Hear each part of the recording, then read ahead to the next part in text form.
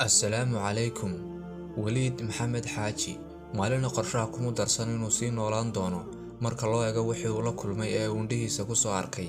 Waa nasiib badane sabanku u hiiliyey inuu sooyaalka ku darsado sadarro door ah.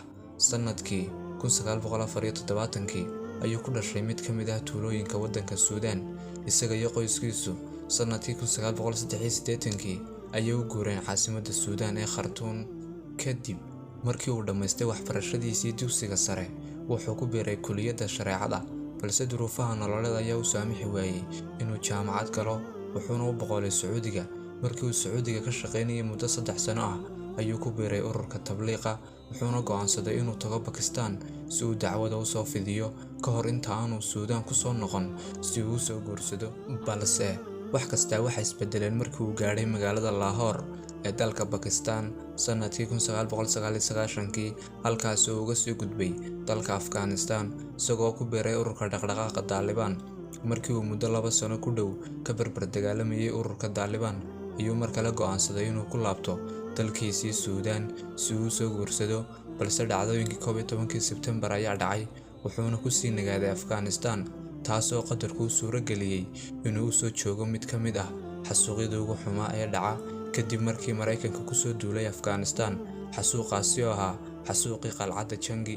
Kadib waxaa gacanta ku dhigay xoogagii Mareykanka, waxaana loo dhaadhiciyey xabsiga Guantanamo oo ka mid ahaa xabsiyada ugu xumaa xilligaas.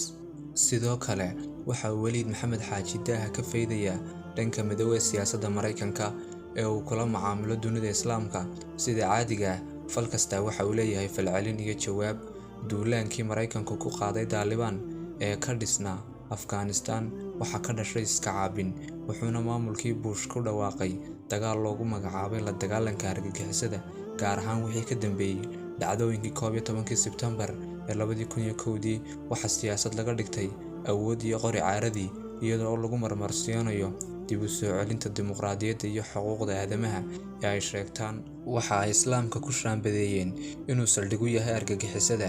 Maamulkii Bush waxa uu adeegsaday xeelad kasta oo uu duulaan ugu qaadi lahaa xoogagga iska caabinta iyo sidii loo burburin lahaa hantidooda, kheyraadkoodana loo dhici lahaa, halka dad aan waxba galabsanna lagu gurayo xabsiyada sida Kandahar, Guantanamo, Abu Ghraib iyo xabsiyada qarsoon ee Yurub iyo wadamada Carbeedba.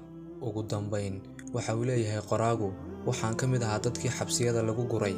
Waxaan la soo noolaaday nooc kasta oo bahdilaad ah oo Mareykanku u geystay sharaftayadii, isagoo iska indhatiraya xeerarka iyo heshiisyada ilaalinta xuquuqda aadamaha. Waxaanaad intan iyo in kasii badanba ugu laaban kartaa buugga Xasuusihii Guantanamo ee uu qoray Waliid Maxamed Xaaji, bogagga 11 ilaa 12.